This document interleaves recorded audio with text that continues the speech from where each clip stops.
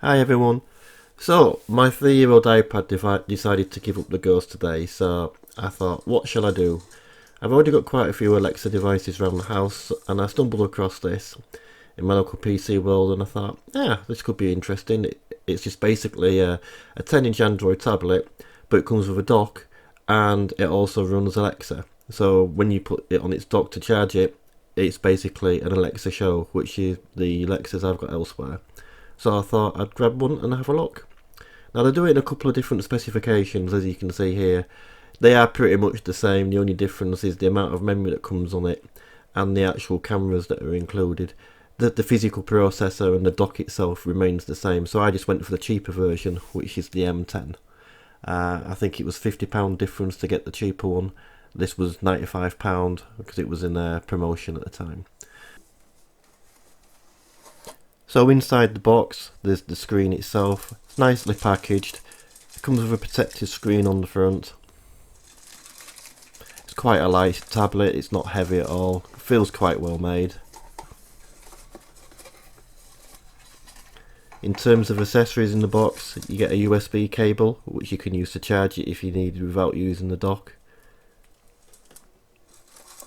You've got your power supply, which is a wall block rather than an external package that's in between two wires, so you pop it into your outlet and then run the cable.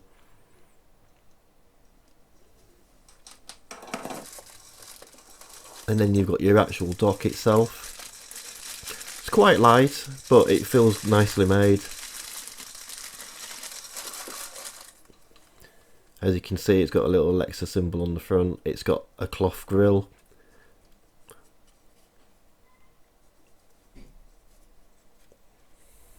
You've got an Alexa symbol there. That's your charger points. You've got a Bluetooth button, your volume up and down button, and a microphone disable button so you can have it in privacy mode. Underneath you've got a little bracket that if you flip it out it stops it from falling over when you put your tablet on and off. And there's your power supply. There's a little trim here just to stop your tablet from falling over once it's placed in.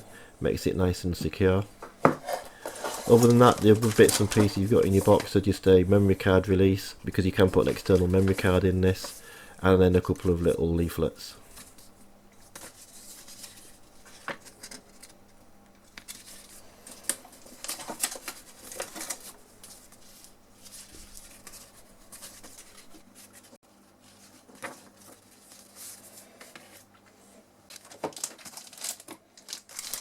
So moving on to the tablet itself, as mentioned earlier, it's got a protective screen on the front. It's quite a glossy front screen on this, so it's going to show the fingerprints up quite well. As you can see my reflection and reflection of the workshop. On the top you've got a couple of speakers. On the side you've got your volume up and down and your power on off button. That's the bottom where your charger base sits. And on the other side you've got your pinhole for your memory card and your power supply and the USB input. There's a front mounted camera and also a rear mounted camera. They're both low resolution. As you saw in the specifications earlier, this is the lower specification unit, but I'm never going to use the cameras other than Alexa video calling.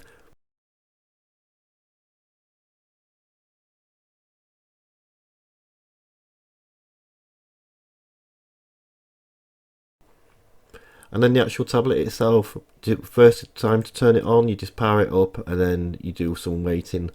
It does take quite a while for it to do its initial boot.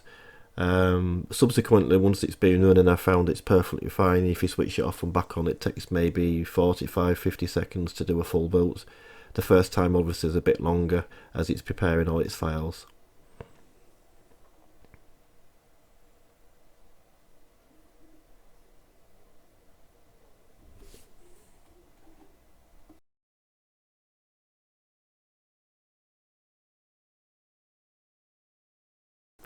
So once it's booted into its initial settings, you just basically just do your usual setup, which are things like select your country, your language, put your Wi-Fi password in, accept all the usual license agreements, and then it will do some updates.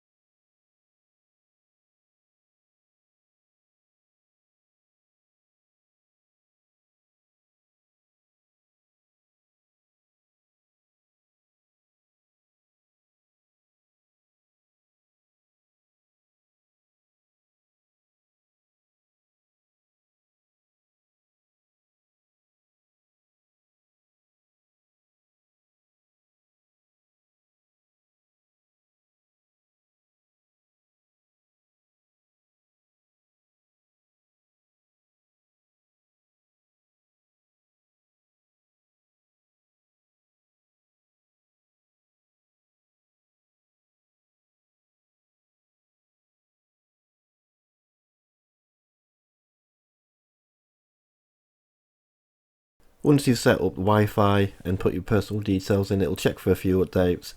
I found this took quite a while, so I'll skip it ahead in the video. But once it had done that and downloaded all the latest updates for the apps, it was ready to go.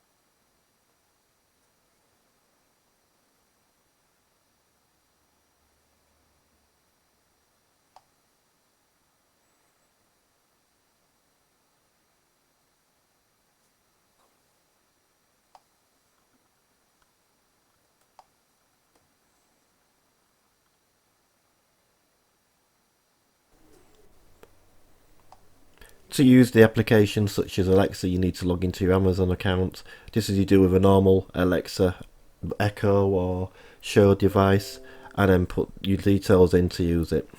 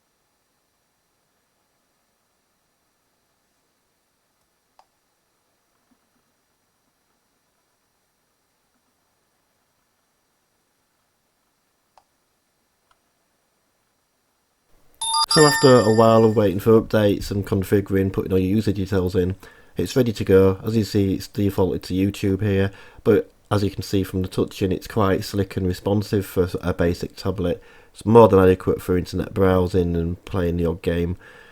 Obviously it's not as powerful as an iPad, but for what it is and for the money, it's more powerful than an Alexa.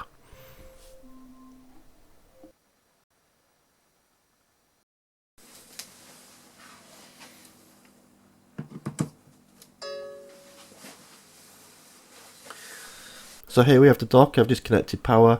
We'll pop the tablet onto it just to show you how well it sits in its base.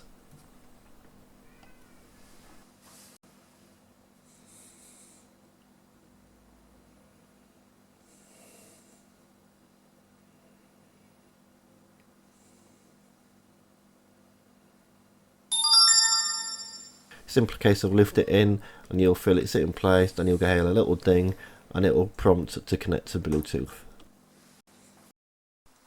So here we have the tablet docked in its base. Normally when you put the tablet in, it will default to the Alexa app. You can disable that and just use the tablet in Android mode. So if you want to watch Netflix or YouTube in this position, you can do using the sound from the base. All in all, a nice little tablet. I think it's well worth the money. So I hope you found that interesting, and please like and subscribe, and hope to see you again soon. Bye for now.